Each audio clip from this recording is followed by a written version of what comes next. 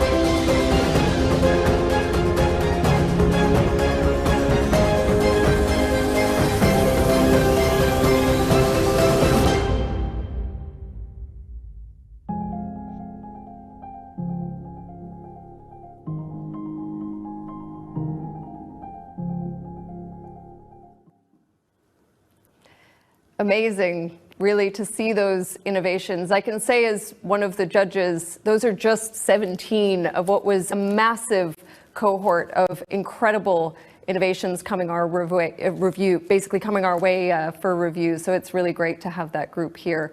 I think for me, at least, it really emphasizes every single one of those examples leverage technology, right? And are coming up with solutions to some of the hardest circular economy challenges that we're facing in packaging, in electronics, in food, in construction. We need to work in all of these sectors, really, to kind of make this shift happen. And we really are excited to see these solutions coming to the fore here. So let me now turn to Christoph Beck, President and CEO of Ecolab, also a long-time collaborator on the Circulars before this accelerator as well. So Christoph, it's great to have you with us. Christoph, tell us a little bit about your role in the accelerator, and then we're looking forward to an interview between you and one of the accelerator CEOs, Peter Rao from Deep Branch. So Christoph, over to you. Hey, great. Thank you so much, Antonia. It's such a pleasure to be with all of you, all those entrepreneurs today. It's really a special moment after almost 10 years that we've been working together on circularity with the forum, with Accenture, and with all the companies that have been founders of that amazing venture. As you said, so I'm Christoph Beck from Ecolab, company that's been in the sustainability business for 97 years. I guess back then in 1923, I was not there. The term didn't even exist. But today, we're the global leader in water, in hygiene, in infection prevention, which is pretty handy, obviously, with what's happening with COVID right now. And with a team of 45,000 people in 172 countries, we help 3 million customers around the world protect people and the resources that are vital to life.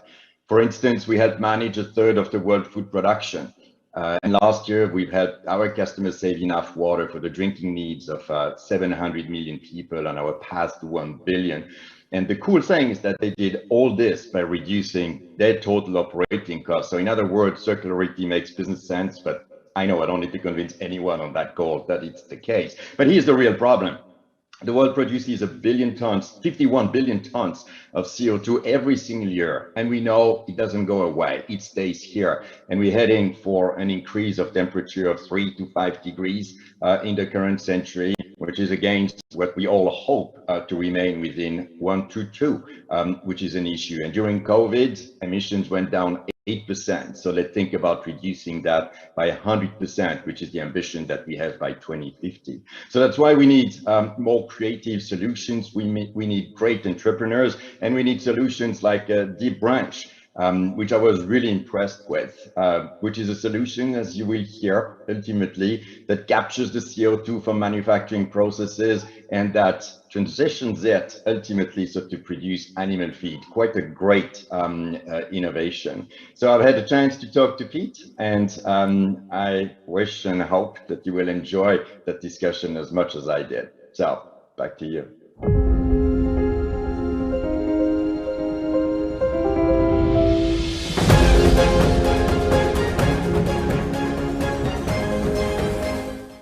So Pete, you have a great story with a really fascinating business model. So can you share a little bit more with us the Deep Branch story and what your organization does? Sure. Yeah. So at Deep Branch, what we do is we create sustainable and cost competitive protein. We use this protein as an alternative to things like soy protein that are used as the primary protein source for animal diets. And what's really interesting about the way we do this is we actually use carbon dioxide as an input for our process. So we recycle that CO2 and we use it to make a more sustainable alternative to the incumbent proteins that are used for animal diets. And if you think about it, so climate change will put pressure on the food supply. At the same time, we will have 1 billion more people by 2030 that are going to join us, which is a great news, obviously. But what role will Deep Branch play in solving the global food crisis that we're experiencing at the same time? So, I think we view this in quite a pragmatic way, which is if you look at the food requirements that we have in this 2050 timeframe that you referenced. There's going to be a lot of pressure on producing not just enough food, but producing that food in a sustainable manner. Of course, what we do recognize is one of the best ways to improve this is to reduce the meat consumption on an individual basis, right? But unfortunately, it doesn't map out that way, right? You see that the growth of the middle class usually means that people are eating more meat. So not just are there going to be more people by 2050, per capita meat consumption is also going to increase. So how do we meet that demand in a sustainable way? And that's kind of where we come in. So we say that instead of using arable land to grow crops that are then fed to animals, why not instead use that land to feed humans and create something that's equally or more nutritious using something like CO2 that's usually just viewed as a waste stream? Now, we're in a very special decade with technology playing a very special role, global trade evolving as well. How do you see circular innovation to contribute to solving the global challenges and helping us transition to a new normal? And what more can we do to innovate for a more sustainable, equitable future as well? Yeah, well, I think there are multiple things that fold into that question. So I think the first thing would be a circular economy usually has very local aspects to it, right? And it's about understanding within those local environments how you can be the most resource efficient, how you can save on things like carbon emissions, water usage, land intensity. And what we see as a company is that we do have a very powerful technological solution, but we are a small company, and in order for it to have an impact, we need to be able to partner on both ends of our value chain. So I really think this kind of little big partnership will play a big role when we're talking about the impact of sustainable and circular solutions. So if you think about what we do at Deep Branch, in the UK, we work with Drax Power Group. Drax are the UK's biggest producer of renewable electricity. And we use the CO2, the biogenic CO2 that comes from their process to actually make the protein that we then provide to animal feed producers. And we said very early on with the company that we didn't want to get into the business of producing animal feed ourselves, right? That's a very precise science. Animal nutrition, as you probably well know, is something that we want to leave to the experts and stick to what we're good at, which is making the protein. And therefore, we also partner on that side of our business with companies like Biomar, who are one of the world's leading sustainable aquafeed companies. And we do a lot of work with them up in Scotland to work on more sustainable, locally produced salmon feeds. So, I mean, using that as an example, what you usually see with aquaculture, with farmed fish, is that you're relying on protein sources that are shipped from South America. So this is either fish meal, which is anchovies caught off the coast of Peru and Chile, or things like soy protein concentrates, which are grown in Argentina or Brazil. They're concentrated up and then they're shipped over. So a big amount of carbon intensity, but also, if they're produced in the wrong way, a big ecological impact as well, right? So we're saying, why not keep that local? Why not say short value chains within the UK, produce that protein that we need, provide some more food security, and more importantly, provide a big impact on climate change. Now you're part of this accelerator program. What are you most excited about when you think about what's ahead, and what do you expect from that program that could help propel your business to new heights? Yeah, I mean, there are multiple levels of value that we see in the circulars, right? So I think, first of all, there's a really interesting cohort of companies. So it's always interesting to learn from your peers, right? And to get an understanding about how they're navigating this space. I think, today we've already talked a bit about the impact of COVID and climate change and all these kind of things. And, people are taking very different approaches to this, and learning best practices from fellow entrepreneurs is great. But also, a level above that is we're saying, okay, well, how do we engage with more established corporates and larger organizations like yourselves, the Ecolab, like the World Economic Forum and Essentia, and say, taking a more strategic view of the world, how does our specific solution that we've built fit into the global picture? Where can we have the biggest amount of impact? And really having the chance to take the time to convey the value that we bring as a company, and then work with well-connected individuals, smart people, to be able to say, hey, there's this guy in my Rolodex that you should really speak to, or, we should use the channels of the World Economic Forum to push what you're really about to a broader audience. And, all these kind of things I think is really super exciting. This is really cool. I look forward to partnering with you and supporting you on that journey. It's going to be fun. Definitely. Great, another wonderful example. Congratulations, Pete, and also a huge thanks, Christoph, there as well. For me, yeah, these are the types of examples that I find really exciting, using a kind of CO2-based waste process into solving another challenge, animal-based feed as well for the food that we're eating. So these twin circular solutions, I think, is what does really get me inspired by hearing these kinds of examples. So big congratulations to joining us here as well.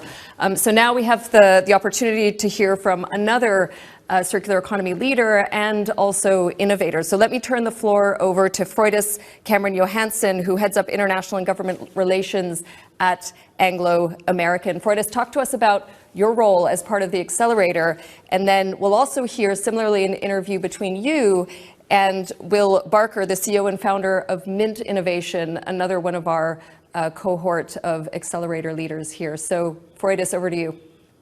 Thanks so much. Look, we're a 100-year-old mining company. Doesn't feel much sort of innovative and circular about that, but what we've come to really discover is that there's so much that's happening in our company that it might not be labeled the circular economy, but there are absolutely these great ideas and innovations and practices that have been going on for a long time, which really fit into the circular principles. And so we are just thrilled to be part and partnering here with the Circulars Accelerator this year.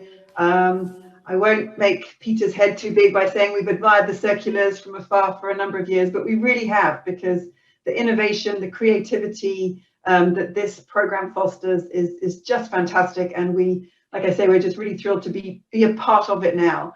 And really, just like we were talking about before, is how we can support these entrepreneurs and these businesses to really tackle some of the really big problems that we're facing as a society. And so we're really looking forward to being able to have people utilize our expertise around circular innovation. We're a large multinational. How can we support them to really break down those barriers to scale, which are often the biggest sort of sticking points for innovation to really make that big impact, as the last speaker was saying. So without further ado, I hope you will find the short interview that I did with Will Barker. He's CEO and co-founder of Mint Innovation. They are doing some amazing stuff in how they are really looking to really approach a kind of low cost and scalable process on recovering the valuable metals in a lot of the different waste streams. And we just think it's really fantastic what they're doing. They're from New Zealand, and I know New Zealand has a great heritage and pedigree of innovation and circular awards. So I hope you enjoy it and you learn as much from all these innovators and these creative thinkers as we have done in just this short space of time of being with them. So thanks so much.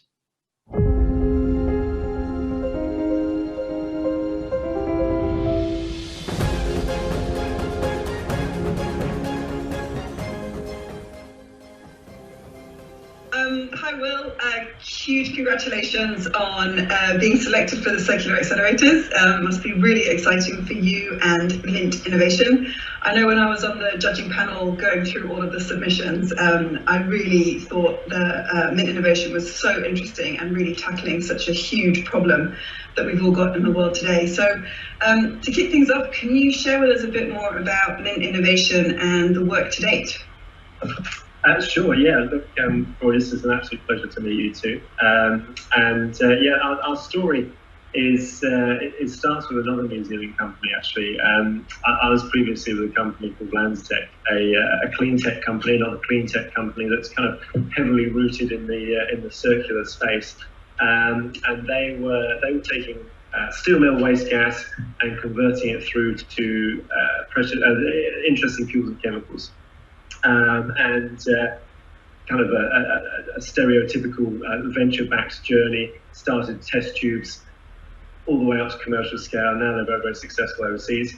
They grew up in New Zealand. I was a very, very early employee there, and I took the opportunity to step out of Lanzatech about 4 or 5 years ago and started looking for new kind of circular solutions, taking an important waste stream that we identified and making other valuable products.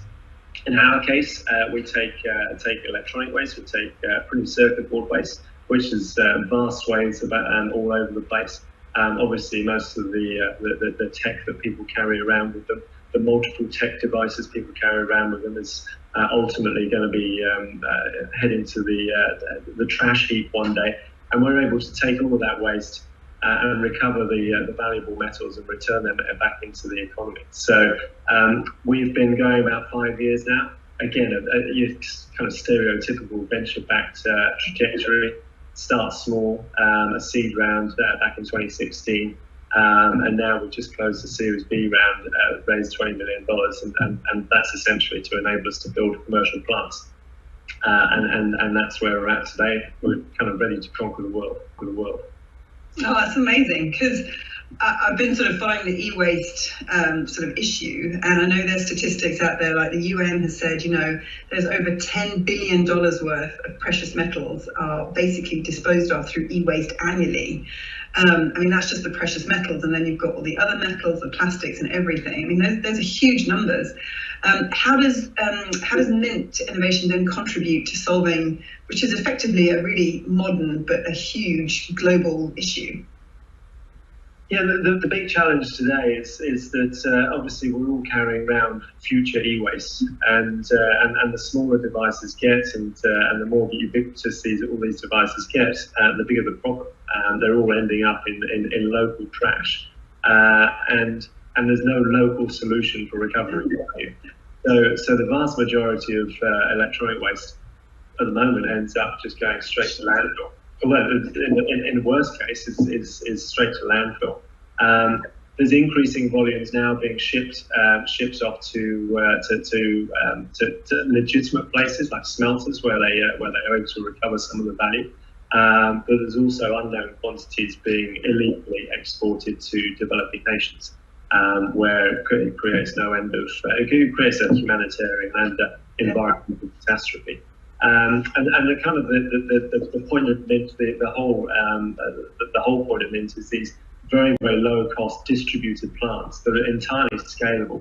So you can scale them to a particular jurisdiction, a particular city. So you know the size of the waste problem they've got in a city, and you're able to build a low cost plant that's able to very, very effectively recover the waste at the point of collection.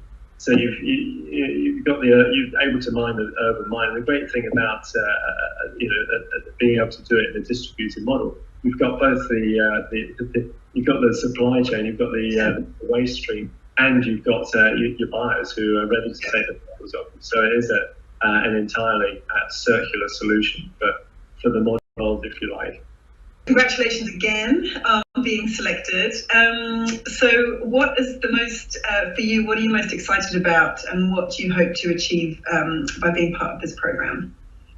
Yeah, look, we are, as you say, we're very, very excited to be part of the program. New Zealand is unbelievably, it's a great country. You can probably tell by my accent, I'm an import into New Zealand, and it has many, many benefits. The challenge with New Zealand is we're touched down in the kind of the corner of the globe, and so our next step, if you like, is to reach out to every country, every city that has this waste problem, and start addressing those waste problems. Doing that from New Zealand, particularly behind closed borders, is pretty challenging. So having a close alignment with others, with your strong networks, is absolutely vital for us for this next kind of commercial stage. And similarly, being part of that community, we've got a lot of experience of our own, and we're excited about giving back as well. So all in all, we can't wait to become more involved in the program. Great, thanks for that. No problem. Absolute pleasure.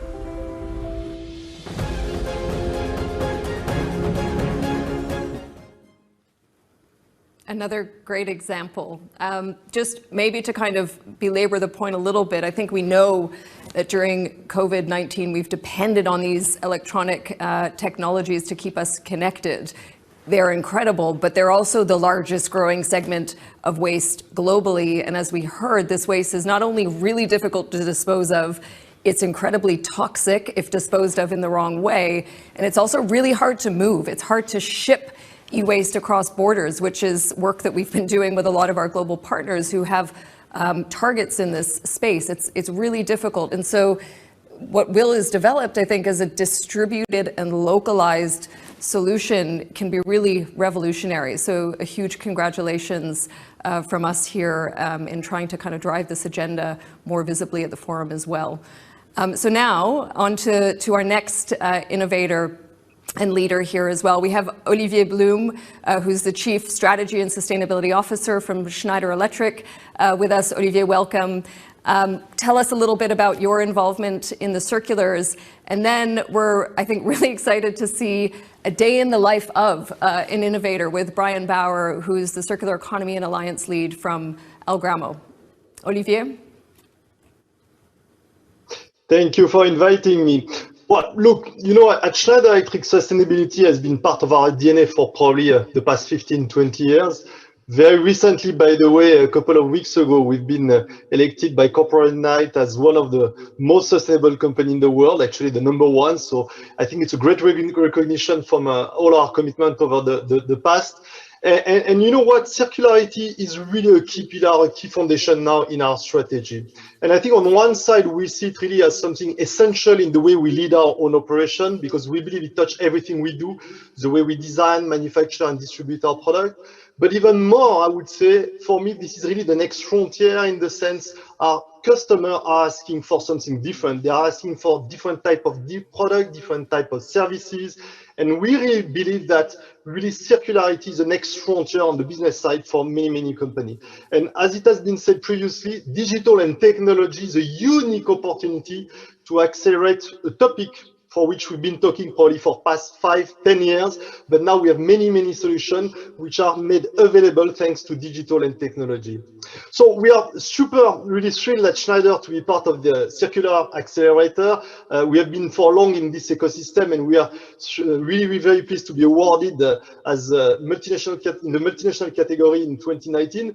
But now I think we are even more excited to enter in the next step, moving from the Circular Awards to transition to the Accelerator format, because we strongly believe in ecosystem. We don't believe in circularity there is big and small. I think it's an ecosystem of people, of companies who are going to work together to bring the solution for the next decade. And we are really super excited to support all those innovators and help them to overcome their barriers with all the means that we have sometimes, you know, in our large company. So on that, I'm super excited really to introduce the next segment, which will tell you more about the story of a day in the life of our trailblazing cohort, Algramo, which is featuring Brian Bauer, Circular Economy and Alliance Lead.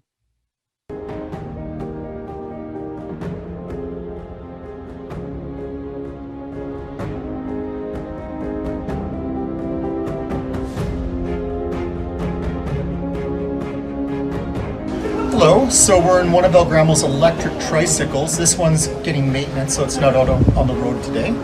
And they're 100% electric. And they drive all around Santiago. We've got 8 of these with Unilever. We've got Quicks dish soap here. It's a biodegradable formula. And on the other side, we've got Omo laundry detergent. Omo is a very popular liquid laundry detergent by Unilever.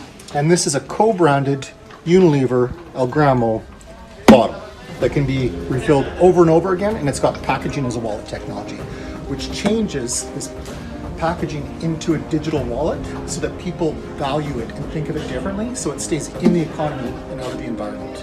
And we're going to go into the warehouse or the bodega where we store the containers that dispense the various types of products. So we're going into the warehouse here.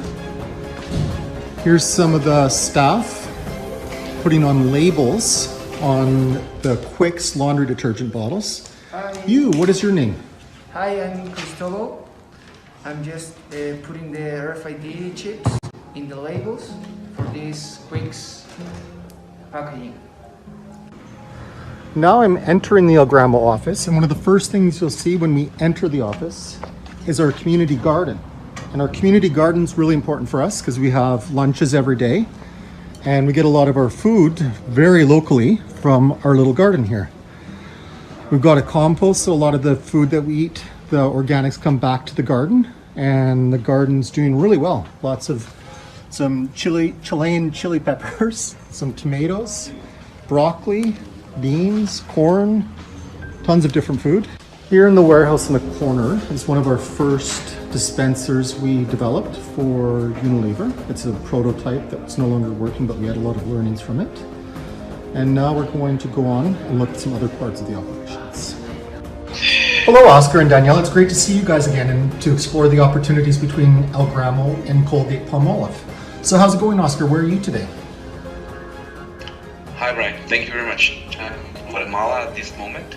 I'm really excited about the news coming about our pilot with El Gramo in New York. And what about you, Daniela? Oh, hi, good morning. So right now I'm in Kansas, so at our lab, working on our different project, but it's really nice for me to meet with you, to contact, and as Oscar was saying, keep working with you on the different projects that we have in the pipeline and see where we go from there. And now we're approaching El Gramo's technology laboratory. Hello. Hey, Felipe, how's it going? I'm Felipe Cordero, electronic engineer. This is the tech lab, and here we assemble our machines. Here we have a flex unit, the dispenser with two different products. This is a Gramo new model, and here we can see the standing unit with two capabilities for Oma and Quicks. And right here we have the very first vending machine in El Gramo's history.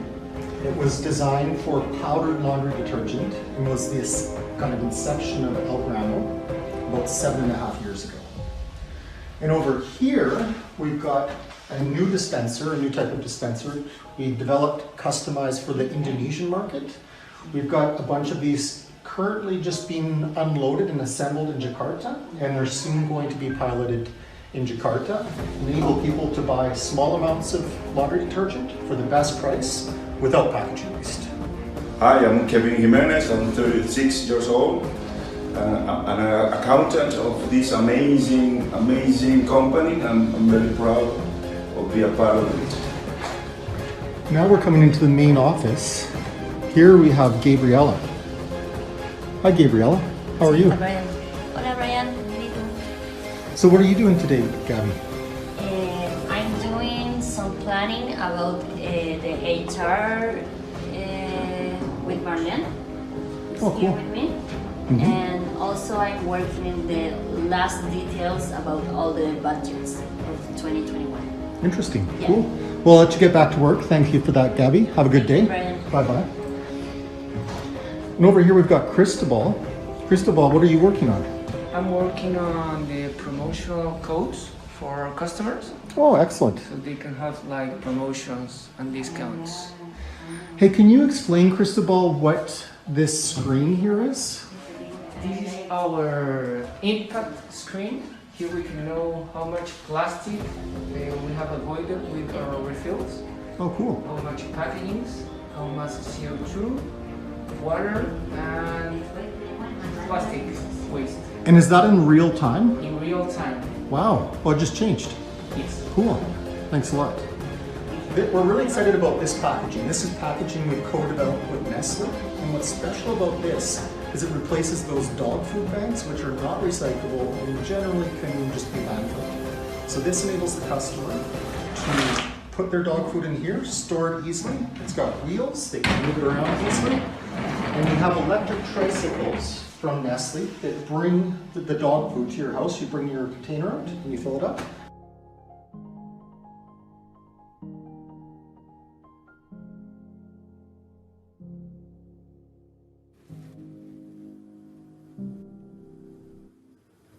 Great. Thank you, Brian, for that wonderful tour. Your impact board, I think, inspires us a lot. 1.4 million plastic bags averted. It's really incredible to see that direct impact on the environment as well. And I think many of us would love one of your dog food containers for those of us who have pets at home. It's a great, I think, service-based solution that many people crave. So with that, we're really excited actually to have live with us today a couple of our innovators as well here. And so we'll take a few moments now to have a bit of a panel discussion with them.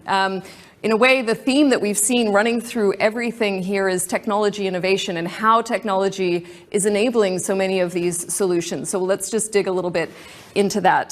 So let me just quickly introduce our innovators. We have Natasha Frank, the CEO and founder of E.ON, Jahil Oliver, the CEO of Hello Tractor, and Ashish Gadnis, the CEO and co-founder of Banku. Welcome to all of you here.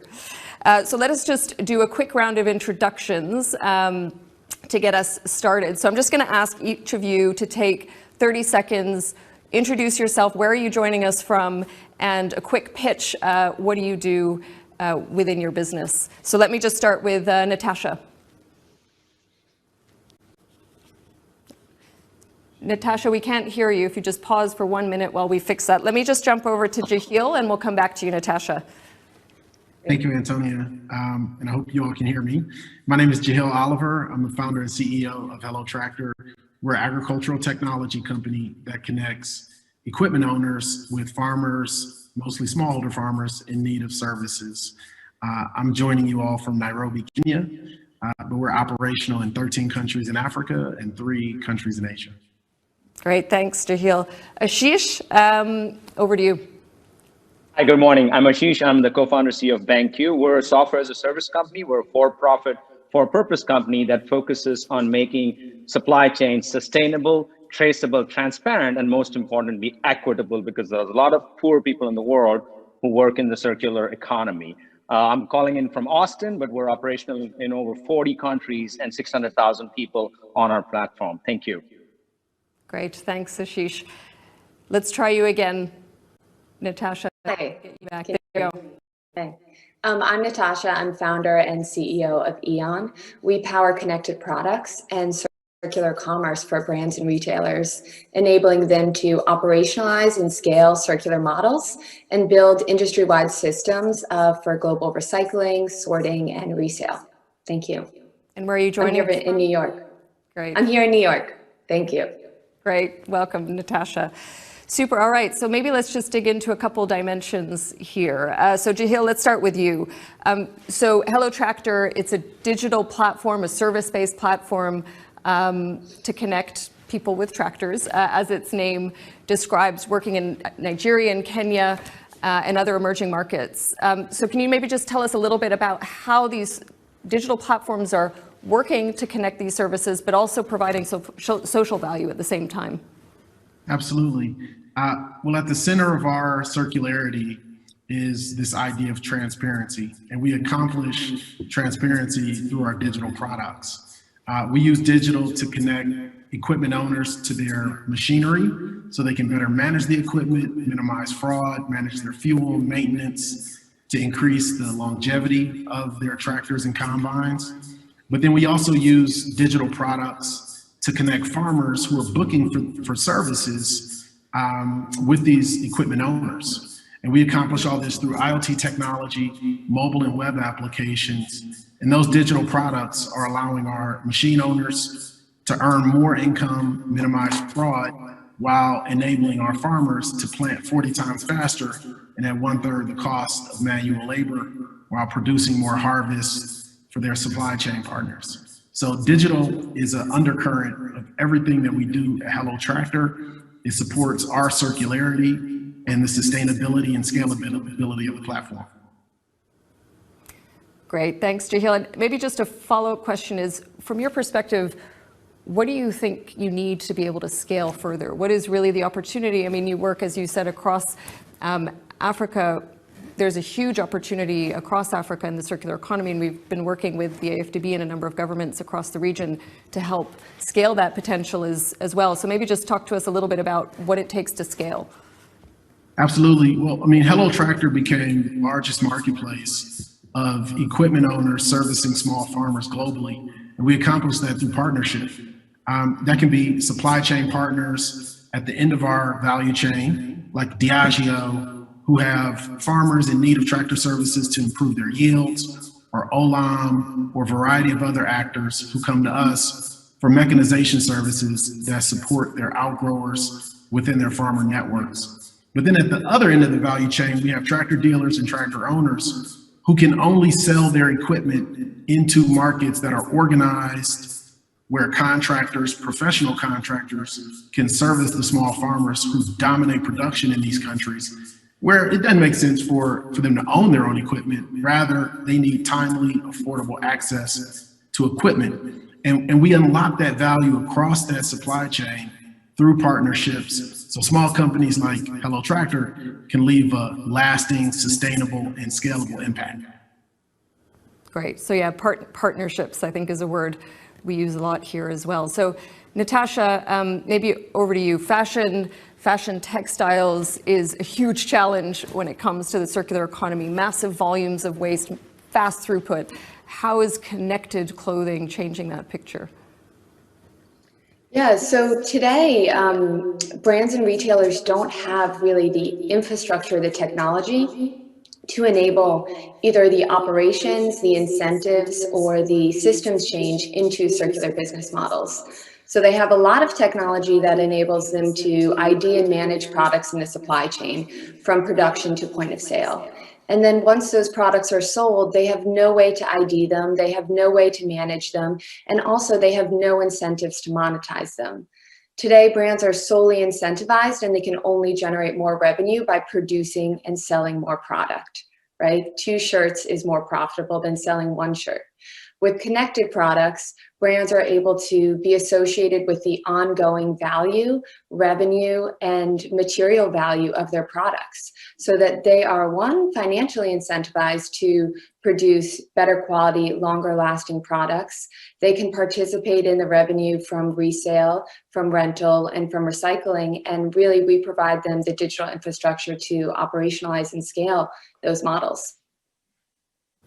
Great, that's really exciting. And maybe again, just coming back to this question of scale, which I'll keep coming back to, is what does that take for you? How do you scale those types of quite new, I would say, solutions and propositions to businesses, basically, and consumers as well?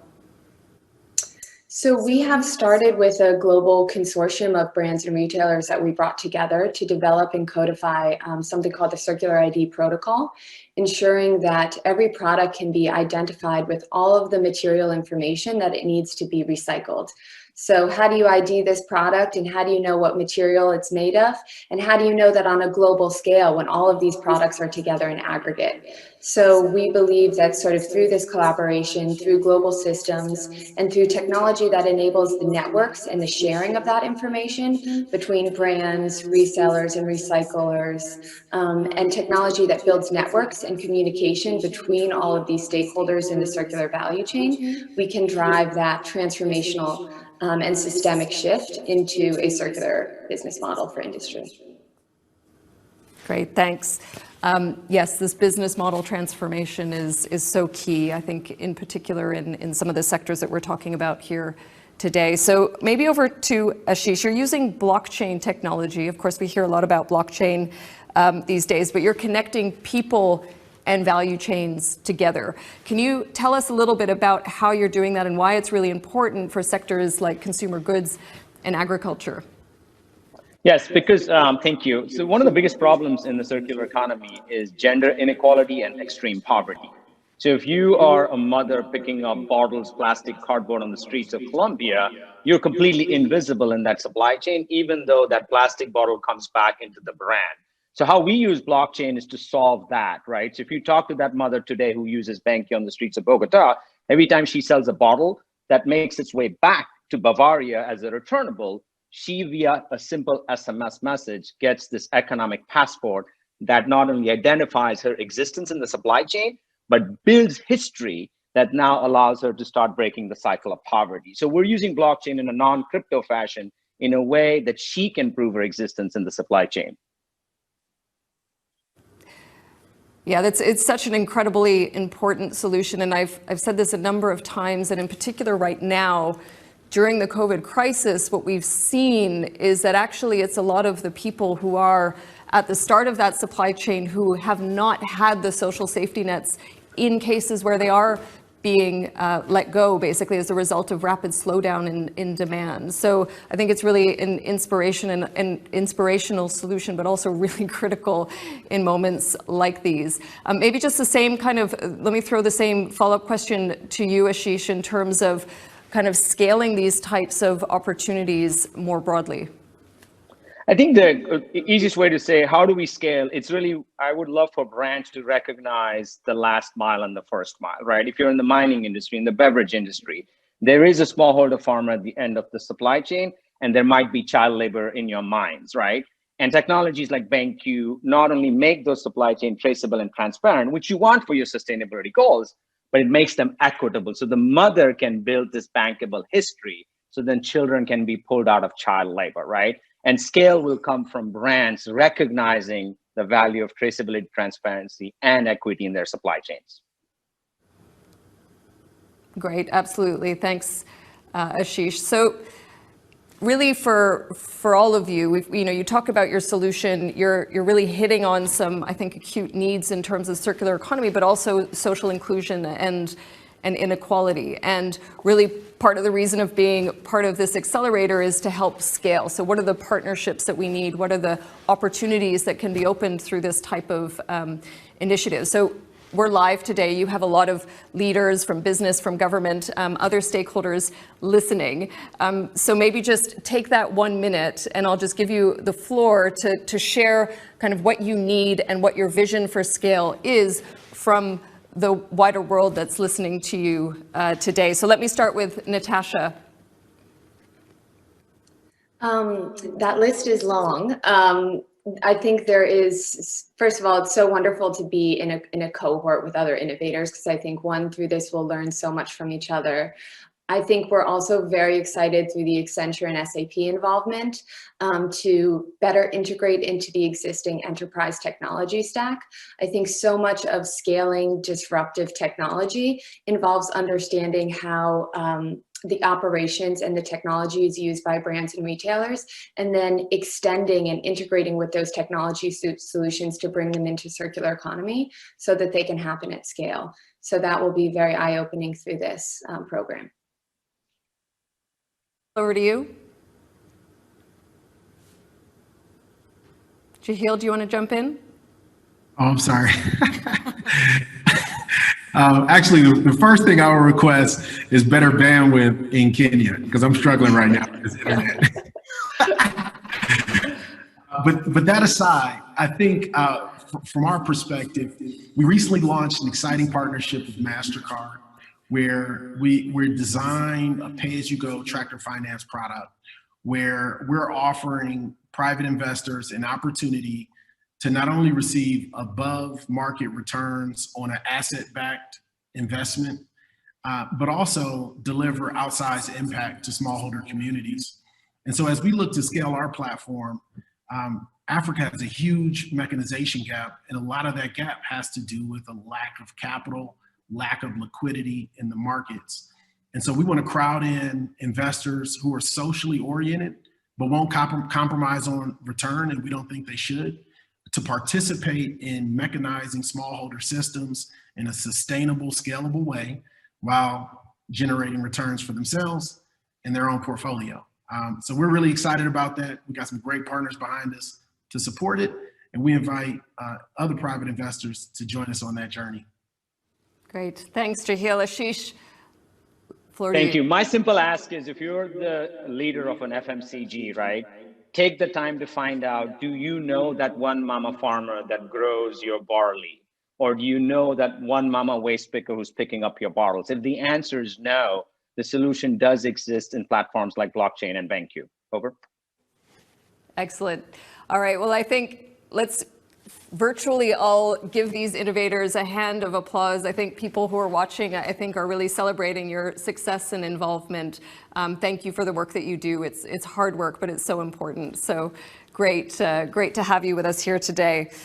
So now I'd like to hand the floor over to somebody very special, Wesley Spindler, who has really, I think, been a mastermind behind this initiative, who is also the Sustainability and Strategy Director and Global Circular Economy Lead with Accenture.